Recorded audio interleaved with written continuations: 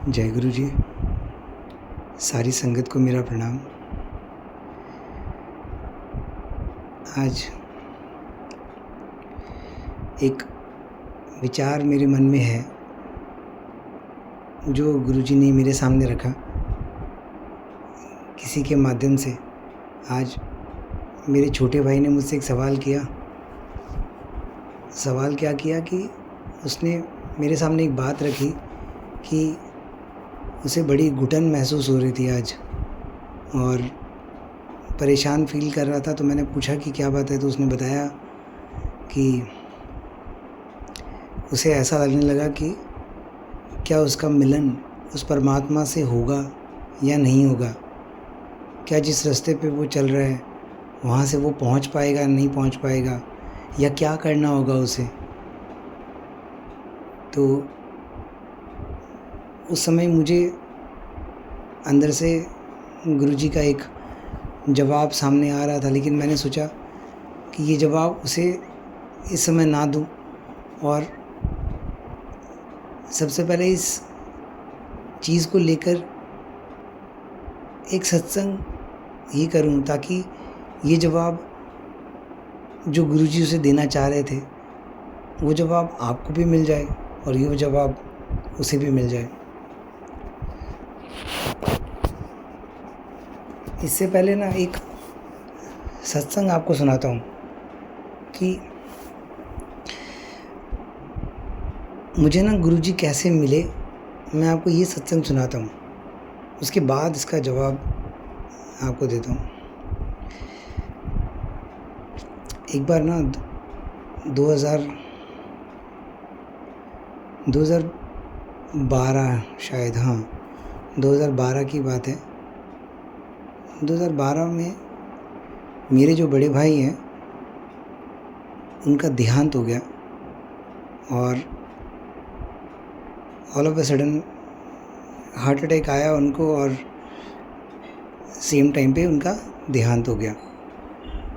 तो वो परिवार भी उन पे बहुत डिपेंडेंट था और हम लोग भी सब हिल गए, लेकिन जैसी गुरु महाराज की मर्ज़ी तो वैसा ही हुआ। और उस समय मैं गुरुजी को जानता नहीं, मानना तो दूर की बात, मैं जानता भी नहीं था और उनके बारे में कुछ भी नहीं जानता था। और मेरी दीदी जिनके थ्रू मैं गुरुजी से मिला वो भी गुरुजी को नहीं जानती थी। तो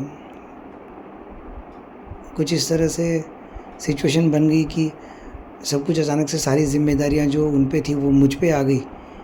लेकिन इस दौरान हुआ ये कि मैं बड़ा डिप्रेस हो गया इस वजह से, क्योंकि मेरा भैया के साथ अटैचमेंट बहुत ज़्यादा था। इतना था कि मैंने एक दिन भैया ने मुझसे, एक बार दीदी ने मुझसे पूछा था कि वही दीदी जिसकी मैं बात कर रहा हूँ जो सबसे पहले गुरुजी से मिली, उन दीदी ने मुझसे पूछा था कि तुम्हें ख़ानदान में सबसे ज़्यादा कौन पसंद है। तो मैंने इन्हीं भैया का नाम लिया था। मैंने कहा था कि यही मुझे सबसे ज़्यादा पसंद है और मेरा प्यार, मेरा अटैचमेंट जैसे भी कह लो, प्यार सबसे ज़्यादा उनसे ही था। तो ये हो जाने से मेरे ऊपर उसका बहुत ज़्यादा इम्पैक्ट पड़ा और मैं कह सकते हो कि डिप्रेशन में ही आ गया था। तो उस समय ना मेरे एक फ्रेंड ने मुझे एक एडवाइस किया कि मुझे ऐसा लगता है कि तुम्हें अभी श्रीमद् भगवद गीता पढ़नी चाहिए। और पता नहीं क्यों मुझे उस समय, मतलब ये बात है कि जिस दिन ये इंसिडेंट हुआ उसके 10-15 दिन बाद की, क्योंकि वो मुझे देख रहा था कंटिन्यूसली कि मैं उसी सिचुएशन में हूँ। तो उसने मुझे बोला कि भैया मुझे ऐसा लगता है कि आपको, मतलब वो मुझे भैया बुलाता है, तो उसने कहा कि मुझे ऐसा लगता है कि आपको अभी श्रीमद् भगवद गीता पढ़नी चाहिए। और पता नहीं क्यों मैंने उसकी बात मान ली, एक बार में मान ली और मैं उसको पढ़ने के लिए बैठ गया। जिस दिन मैंने वो शुरुआत की उसे पढ़ने की, उस दिन ही मुझे ऐसा लगता है कि मेरा गुरुजी से वो कनेक्शन बैठ गया था। अब आप बोलोगे कि श्रीमद् भगवद गीता पढ़ी और गुरुजी से कनेक्शन बैठ गया, ये कैसी बात है। तो इसका जवाब तो वैसे आपको ये पूरे सत्संग के दौरान मिल जाना है, लेकिन एक शॉर्ट एंड सिंपल एक बात बता दूं आपको कि वो कृष्ण हो या वो राम, वो अल्लाह हो या गुरु नानक, या वो जीसस हो या वो गुरुजी, ये है सब एक ही। आप मानो या ना मानो, वो एक ही है, इसमें कोई भी अंतर नहीं है। बस हर समय वो अलग अलग रूपों में आता है, अलग अलग समय पे आता है, अलग अलग तरह के नाम लेके आता है, मगर वो आता वो एक ही है, कोई और है ही नहीं। तो जिस समय मैंने इसको पढ़ना शुरू किया तो पता नहीं ऐसा एक अटैचमेंट हो गया कि कितनी बार ऐसा होता था कि मैं एक ही पेज को मतलब पढ़ते ही रहता था, उसी के अंदर खो जाता, एक लाइन पढ़कर बस रुक जाता वहाँ पे और बस खो जाता कि ऐसे मानो कि मैं वो पढ़ रहा हूँ और मैं उसी सिचुएशन में पहुँच जाता कि जहाँ पे वो कृष्ण भगवान उनको वो ज्ञान दे रहे थे, अर्जुन को वो ज्ञान दे रहे थे, मैं वहाँ पहुँच जाता और ऐसे लगता कि वो ज्ञान मुझे ही मिल रहा है और वो मेरे अंदर ऐसे एंटर कर गया कि जिसको बयां करना शायद मुश्किल। तो मैंने उसको पढ़ा और पढ़ने के बाद मुझे ऐसा लगा, फिर मुझे मेरे यहाँ पे बगल में ही इस्कॉन टेम्पल था, तो फिर मैंने वहाँ जाना शुरू कर दिया और वहाँ जाता तो मुझे बड़ा सुकून मिलता और बहुत अच्छा लगता। और वहाँ जाने के बाद धीरे धीरे पहले तो मुझे श्रीमद् भगवद गीता पढ़ने से पता चला, फिर वहाँ जाके भी पता चला कि किसी इंसान के जीवन में गुरु का होना बहुत ज़रूरी है। उसके बिना, गुरु बिना गत नहीं। तो मुझे समझ आया कि अगर मुझे पार होना है और मुझे पहुंचना है तो मेरा भी गुरु होना बहुत ज़रूरी है। तो मैंने फिर सोचा कि हाँ, अब मुझे गुरु बनाना है। वहाँ से वो मेरी तलाश शुरू हुई और ये तलाश शुरू भी वही करवाता है क्योंकि उसको आना होता है। जब तक इसके पीछे भी एक रीज़न है, क्योंकि आपके अंदर अगर किसी चीज़ को पाने की लालसा नहीं कहना चाहिए, ऐसा मानो कि इच्छा अगर बहुत प्रबल नहीं होगी ना तो आप उसकी कीमत को नहीं समझ पाओगे। वो इच्छा प्रबल होनी पड़ेगी, तभी जाके आपको जब वो चीज़ मिलेगी तो आप उसकी कीमत को समझ पाओगे।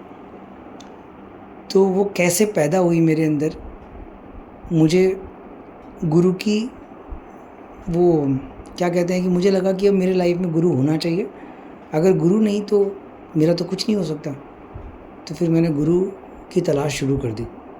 मैं अब इस्कॉन टेम्पल में गया तो देखा वहाँ पे भी किसी न किसी का कोई ना कोई गुरु है, तो मुझे लगा कि फिर मेरा भी गुरु होना चाहिए। तो फिर एक वहाँ के, जो आप समझने के लिए बोल रहा हूँ कि वहाँ के, मान लो कि वहाँ के जो भी पंडित थे, जितने भी पंडित हैं वहाँ के या जो कृष्ण भक्त हैं ऐसा मान लो, तो मैंने उनमें से गुरु ढूंढने की कोशिश की तो मुझे एक नज़र आया। मुझे लगा कि मुझे, क्योंकि बहुत सारे मैंने ऐसे देखा कि इसको बना लूँ, इनको गुरु बना लूँ, इनको गुरु बना लूँ, लेकिन सब में कुछ न कुछ ऐसे कमी नज़र आती। और जैसे कमी नज़र आए तो गुरु में कमी कैसे नज़र आएगी आपको? गुरु तो परफेक्ट होना चाहिए। गुरु के अंदर अगर आपको कमी नज़र आ रही है तो आप उसको पूरी तरह से स्वीकार कैसे करोगे? ये फैक्ट बता रहा हूँ, आप इसको किसी भी सेंस में, गलत सेंस में मत लेना। लेकिन जब तक गुरुजी एक बात कहते थे, ये बात यहाँ पे पूरी फिट होती है, इस वजह से मैं आपको अभी बता रहा हूँ कि गुरु बनाने से पहले आप उसको चाहे से लाख बार चेक कर लो अच्छे से, क्योंकि गुरु भी जब शिष्य बनाता है ना तो वो भी उसको ठोक बजा के चेक करता है। तो गुरुजी ने भी कहा कि गुरु बनाते हो तो पहले 1000 बार सोचो, चेक कर लो। एक बार जो गुरु बना लिया तो अब पीछे नहीं हटना है। तो ये मुझे नहीं पता था, लेकिन ये अपने आप ही गुरुजी ने मेरे अंदर ये पैदा किया, ये सिचुएशन पैदा की, क्योंकि मैं सबके अंदर कुछ ना कुछ एक क्वेश्चन ढूंढ लेता कि यार इनमें तो ये कमी है। किसी में देखता कि यार इसके अंदर तो अभी भी लालच है, किसी में देखता तो इसके अंदर अभी भी गुस्सा है, इसको तो क्रोध आता है, कभी देखा कि किसी के अंदर कुछ और भी कमी है तो मैं उसको कैसे गुरु मानूं, तो ऐसे गुरु मान ही नहीं पाया। फिर बाहर ढूंढने लगा, बाहर भी देखा तो नहीं मान पाया। फिर मैंने सोचा कि जो मतलब मानो कि मैं आपको काफ़ी जगह मैंने ढूंढा, समझ लो दुनिया में ढूंढा पूरी तरह से, लेकिन मैं कहीं पे भी गुरु नहीं ढूंढ पाया। फिर आखिरकार जब मैं हार गया तो हारने के बाद में एक दिन मैं राधा कृष्ण जी के सामने बस खड़ा था। इस्कॉन टेम्पल की ही बात है, राधा कृष्ण जी के सामने बस ऐसे खड़ा था और मैंने उनको देख के ऐसे बोला कि मैं तो गुरु ढूंढते ढूंढते हार गया, लेकिन मुझे तो गुरु नहीं मिले। और ऐसे बोलकर उदास होकर वहाँ से चला गया। फिर जब घर पहुँचा तो मुझे अचानक से ऐसे एहसास हुआ कि क्यों नहीं भगवान कृष्ण को ही अपना गुरु बना लिया जाए, क्यों मैं इधर उधर गुरु ढूंढ रहा हूँ। उस दिन मैंने अंदर से मतलब वो आपको जब भी ऐसा आएगा ना तो आपको अंदर से गूज बम्स आएंगे और आपको बहुत स्ट्रांगली ऐसा लगेगा कि नहीं, हाँ यही मेरा गुरु है। तो उस दिन मुझे ऐसा लगा और मैंने उनको गुरु बना लिया अपने अंदर ही अंदर से। और ये सारा काम खेल अंदर का ही है, बाहर का कुछ नहीं है, किसी को कुछ बताना नहीं होता, आपको अंदर से ही मानना होता है गुरु। तो मैंने उनको अंदर से गुरु मान लिया और अब मैंने अपनी जर्नी शुरू की चलने की।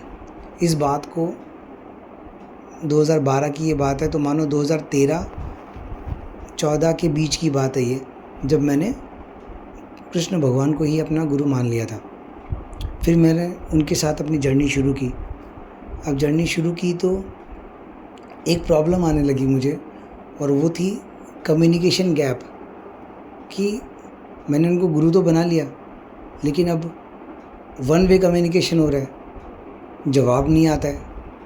अब जवाब नहीं आता है तो वन वे कम्युनिकेशन हो गया। मैं बोलता हूँ, मैं पूछता हूँ, लेकिन कुछ भी सामने से नहीं आ रहा है। मैं क्या करूँ, अटक जाता हूँ।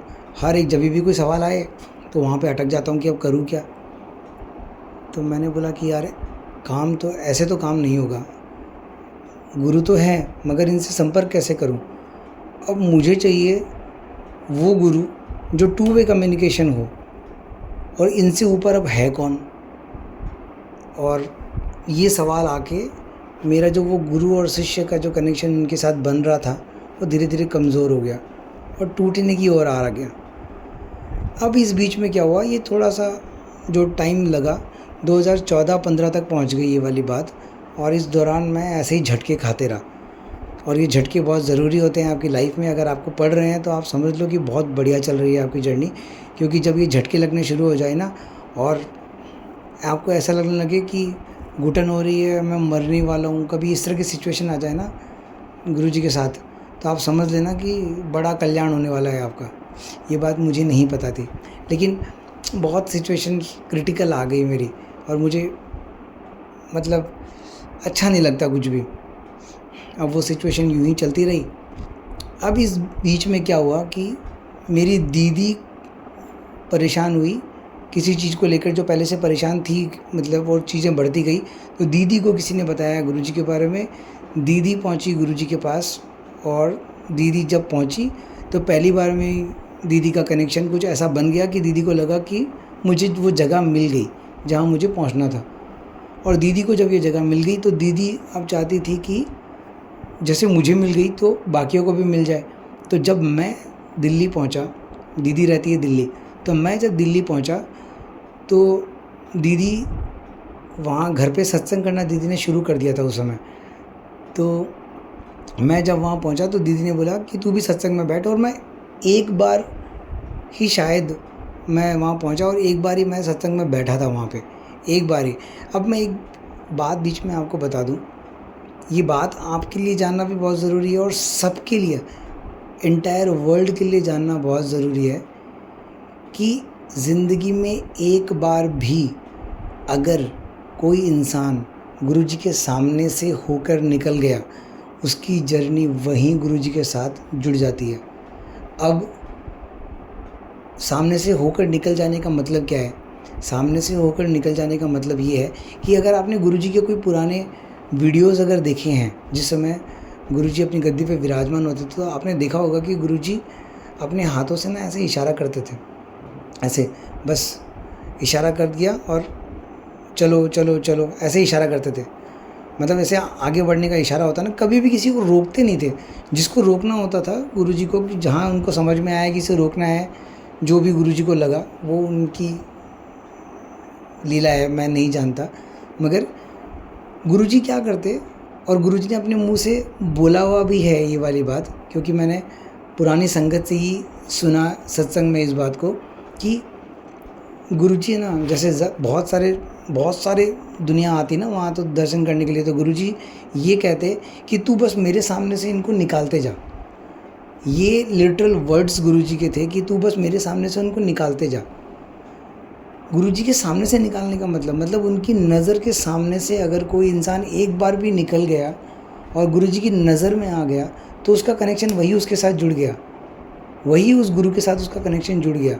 और अब वो गुरु की और उसकी जर्नी है, अब आपका कोई काम नहीं वहाँ पे। ये बात गांठ बांध लेना अपने साथ कि एक बार गुरु की नज़र में कोई इंसान आ जाए, ये अगर आप कर सको तो बहुत अच्छा होगा। इसीलिए गुरुजी जैसे बोला भी करते थे ना कि नई संगत लाया करो, नई संगत लाया करो। और पुरानी संगत को ऐसे बोलते भी थे कि क्या तुम लोग यहाँ उठ के आ जाते हो, घर बैठ के मुझे याद करो तो देखो मैं तुम्हें क्या नज़ारे दिखाता हूँ। ये सब गुरुजी की बोली हुई बातें हैं जो मैं आपको बता रहा हूँ कि घर बैठ के मुझे याद करो। ये बातें गुरुजी उनसे कहते थे जो गुरुजी के पास बार बार उठ के आ जाते थे, क्योंकि एक कनेक्शन गुरुजी के साथ ऐसा बन जाता है, एक प्यार गुरुजी के वहाँ ऐसा मिलता है कि आपको मन करता है कि मैं बार बार वहीं जाऊँ। लेकिन गुरुजी का तो आना ही इसलिए था क्योंकि उनको सबका भला करना था, कल्याण करना था। तो मैं अपने सत्संग पे आता हूँ वापस। आप बस इस बात को याद रखना कि कोई एक बार भी अगर गुरुजी के सामने आ जाए तो बस उसका भला है, तो बस उसका कल्याण है।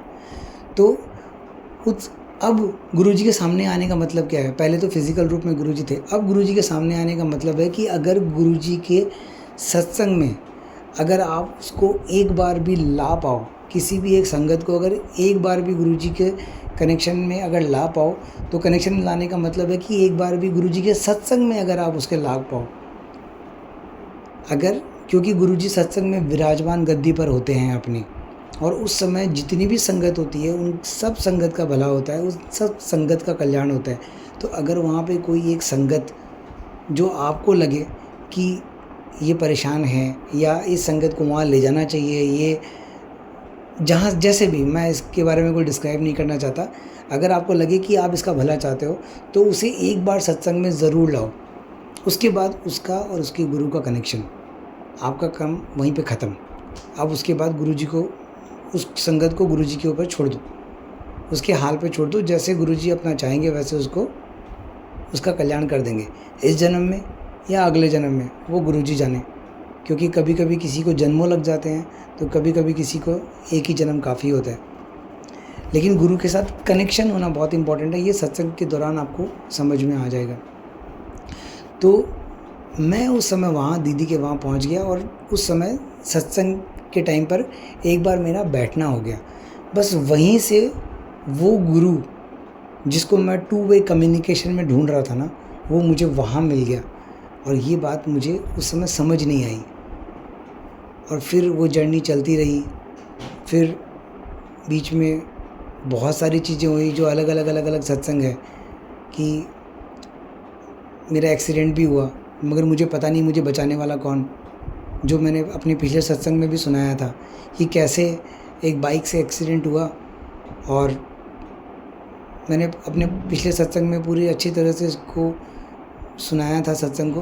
लेकिन अभी समय कम है तो मैं आपको शॉर्ट में बताता हूँ कि एक बाइक से एक्सीडेंट हुआ। कम से कम 30 मीटर्स दूर तक मेरी बाइक, एक्टिवा सॉरी, वो घसीटती हुई ऐसे चली गई, और जब मैं उठा तो मेरे पैंट पे एक मिट्टी भी नहीं थी, मेरे शर्ट के कंधे पे कहीं पे भी एक मिट्टी भी नहीं थी। खरोच तो बहुत दूर की बात है। तो ये सारी चीज़ें, इस तरह की काफ़ी सारी चीज़ें मेरे साथ हुई, लेकिन उस समय एहसास नहीं था। जब मुझे एहसास हुआ कि वो गुरु मेरे साथ चल रहा है, और जो मैंने सोचा था कि वो टू वे कम्युनिकेशन हो, टू वे कम्युनिकेशन यानी मैं बात कर रहा हूँ कि सामने से आपको जवाब भी आए, आप इधर से सिर्फ नहीं बोलते हो, उधर से जवाब भी आता है। अब ये जवाब उस समय जब गुरुजी फिज़िकल फॉर्म में थे तो मुंह से जवाब देते, आपको बोलकर जवाब देते, अपने हाथों से, अपनी फ़िज़िकल एक्टिविटी से जवाब देते। लेकिन अब जो जवाब आता है वो मैं सिर्फ आपको इतना ही बता सकता हूँ कि वो टू वे कम्युनिकेशन है, वो टू वे कम्युनिकेशन है, वो टू वे कम्युनिकेशन है। गुरुजी को आप जो भी सवाल करते हो उनका जवाब आता है और बहुत क्लियर आता है। मतलब इसमें कहीं पे भी मुझे इतना सा भी डाउट नहीं है, क्योंकि मैंने इसको एक बार नहीं, दो बार नहीं, तीन बार नहीं, 50 बार फील किया है। और सिर्फ ज़रूरत है तो इस बात पर विश्वास करने की। विश्वास के साथ अपना सवाल गुरुजी के सामने रखो, विश्वास के साथ गुरुजी को बोलो। क्वेश्चन वापस रिपीट करने की आपको ज़रूरत नहीं है। आप बस ये ध्यान भी नहीं रखना है कि उनका जवाब आ गया कि नहीं आ गया। वो अपने आप जवाब देके आपको एहसास भी दिलाएंगे कि जवाब दे दिया। एक नहीं, दो बार नहीं, 3 बार जब रिपीटेडली आपके साथ ये सारी चीज़ें होंगी ना, तो आपको अपने आप समझ में आ जाएगा कि ये टू वे कम्युनिकेशन है। क्योंकि मुझे भी ये समझ नहीं आया था पहले, फिर धीरे धीरे जैसे जैसे ये जर्नी चलने लगी तो मुझे जाके समझ आया कि ये तो टू वे कम्युनिकेशन है। यहाँ तो जवाब आ रहे हैं, और फिर ये जर्नी, जब आपको ये विश्वास अंदर से पैदा हो जाता है कि ये तो टू वे कम्युनिकेशन है, ये एक ऐसी सिचुएशन है जिसमें आपका विश्वास बन जाता है उस गुरु के साथ। इस बीच में मैं आपको एक बात बताना चाहता था, लेकिन मुझे लगता है कि शायद अब वो सही समय है वो बात बताने का। और जिस सवाल को लेकर मैंने ये सत्संग भी आपको सुनाया वो ये था कि मैं पहले सवाल वापस से आपके सामने ला रहा हूँ कि मेरे छोटे भाई ने मुझसे ये पूछा कि मुझे ऐसा लगा कि मैं वहाँ पहुँचूँगा या नहीं पहुँचूँगा, क्या होगा क्या नहीं होगा, मुझे क्या करना होगा क्या नहीं करना होगा।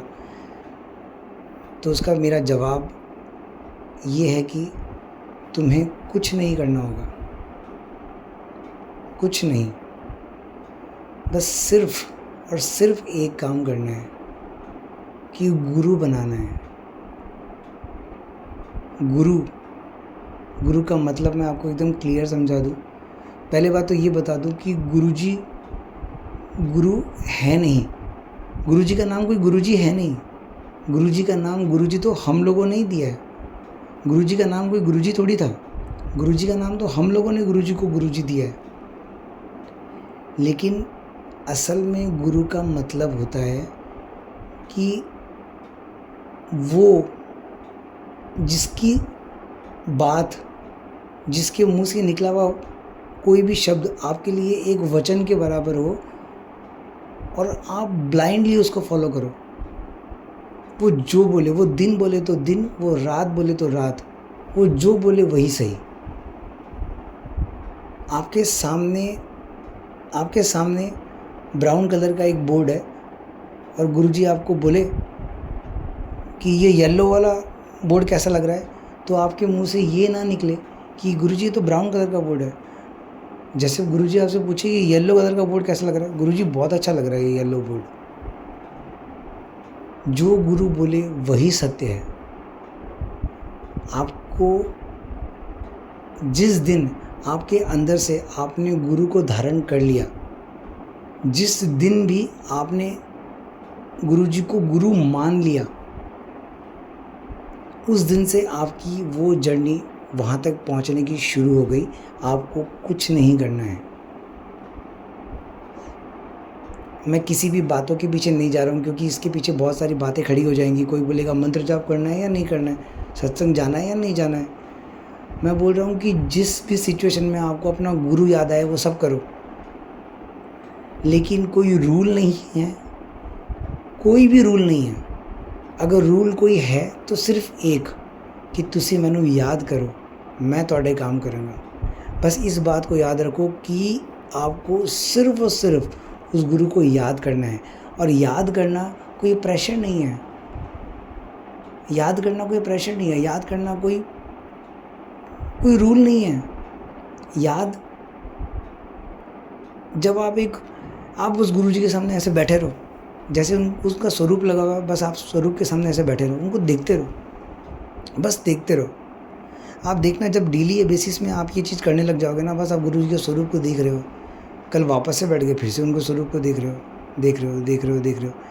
धीरे धीरे करते करते कब आपको उनसे प्यार हो जाएगा आपको पता भी नहीं चलेगा। और फिर प्यार में जब आपको उनकी याद आएगी ना, बस आप समझ लो कि अब आप और गुरु एक हो गए और आपको वहाँ पहुँचने से कोई नहीं रोक सकता।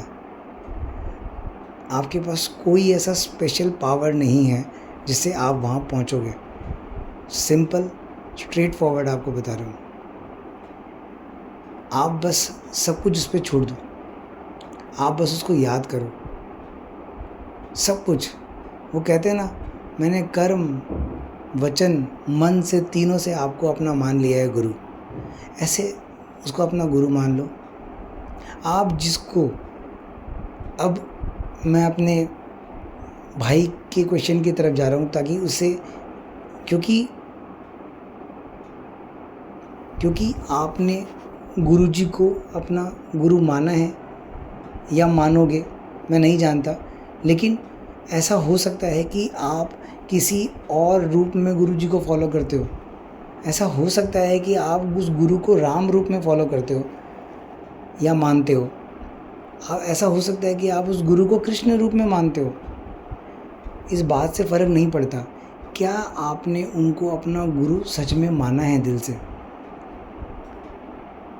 जिस समय आप उनको मानते हो, मानने लग जाते हो, और जो वो कहता है आप वैसे ही फॉलो करते हो। जो वो कहने का मतलब है कि गुरुजी के बोले हुए वचन आप लोग पुरानी संगत से सुन चुके हो, मुझे बताने की कोई ज़रूरत नहीं है।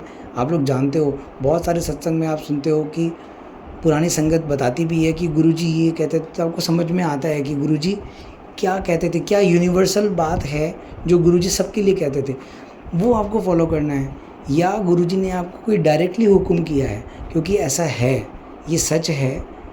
मैं बताना नहीं चाहता इस बारे में, लेकिन मेरे साथ भी हुआ है। गुरुजी आपको डायरेक्टली हुक्म भी करते हैं, लेकिन वो अलग अलग सिचुएशन की बात है। वो गुरु महाराज की मर्ज़ी, वो जैसे जिसको चाहें वो दर्शन भी देते हैं, वो उसको हुक्म भी करते हैं।